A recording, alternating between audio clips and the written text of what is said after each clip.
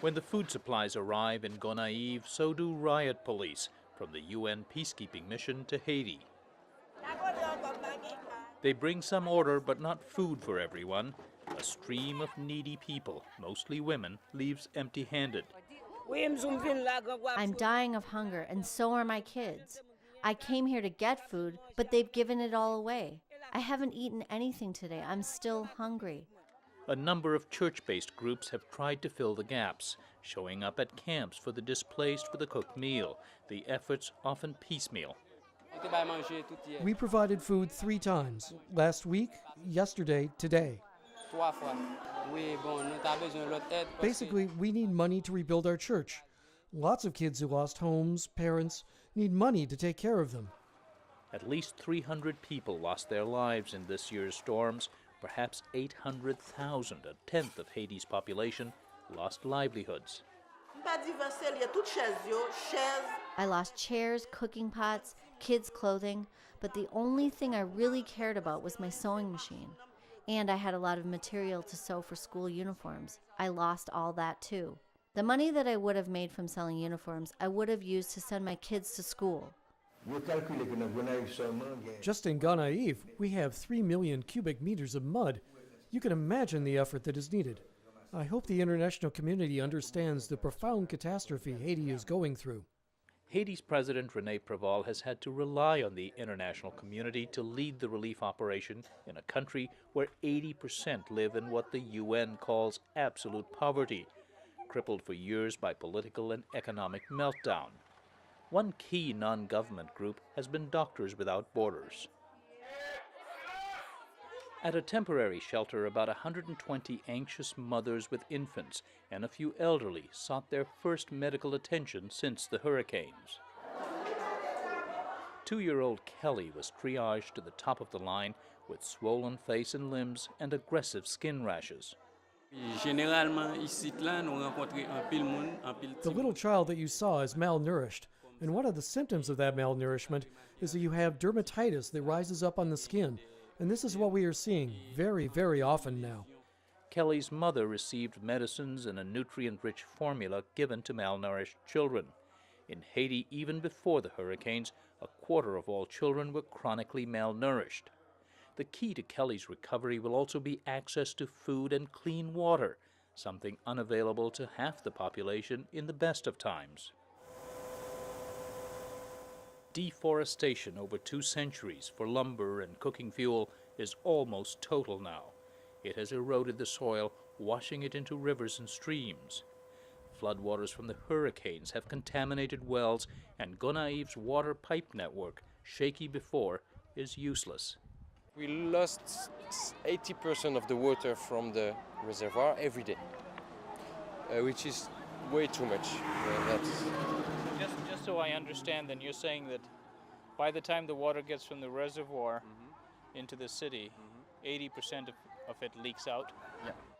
Non-government groups are trucking portable water from the city's reservoir in large rubber bladders, installing these on rooftops. Transporting them and finding available rooftops has been difficult. With the network we're having right now, right today, we're touching around a third. The first goal we're doing now is providing potable water to maximum of population, and the next stage will be cleaning the wells. Preventing disease is half of the public health task. The other is to rebuild demolished healthcare facilities.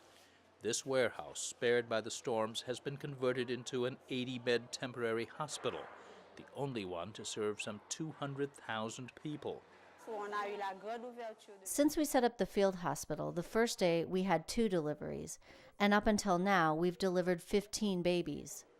Like the hospital itself, Dr. Hanna is here temporarily, volunteering on a month's leave from her private practice in the capital, Port-au-Prince.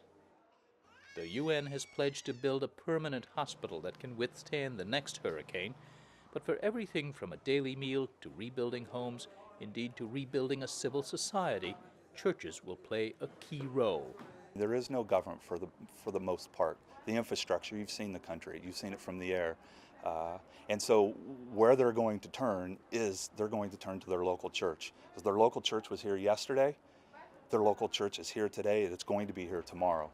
Wilson works with a Florida-based charity called Cross International. It gathers donations from church campaigns and radiothons across America, then channels them to local churches here. One local partner is El Shaddai Ministries, which houses growing numbers of children orphaned by the storms. We started this ministry after Jeanne in 2004, and then we started in 2005 with the building. And so we thank Cross for providing the seed funds so that we could have started this building. So right now we have 250 kids. We are ministering here into this facility. And there's 300 older kids that has been affected by the new storms who are waiting for a place to call home. And so will you be bringing them here eventually? Yes. Or? Yes. Wow. But we provide 3 meals for them and some snacks. And also at the same time, we have the school, that they'll be able to go to school. Just on any given day, you're instantly overwhelmed with the poverty. You're instantly overwhelmed with the trash in the streets and the living conditions of the people. And if you get caught up in that, you'll never do anything. You'll be paralyzed with fear, paralyzed with helplessness. You start with one pastor. That leads to 2, 3.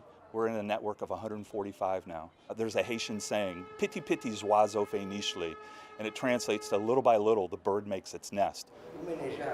President Preval has vowed Haiti will build back better than it was before.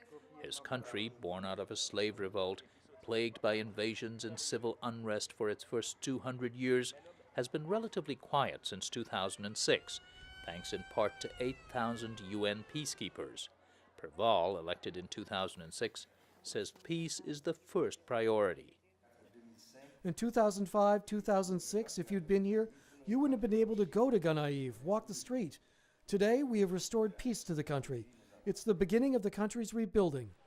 But as the international community's emergency SWAT teams leave, as relief gives way to rebuilding, Michael Wilson worries. It's the worst thing that you can see in one of these disasters. International community goes home.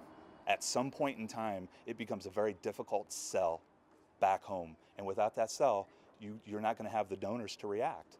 Once it's out of the news, and right now the news cycle is pretty much focused on politics back home, it's not big news. It's not pretty news. But the long-term effect is, we'll be here on the ground. We'll be serving with these pastors that are here. They don't have a ticket to go home. They are home. There's no more compelling metaphor for the long road ahead than the roads here in Gonaives. Almost a month after the last hurricane passed through, they remain mired in a toxic muck. Faith-based organizations will play a key role in keeping international attention on the task that lies ahead. For Religion and Ethics Newsweekly, this is Sam Lazaro in Gonaives, Haiti.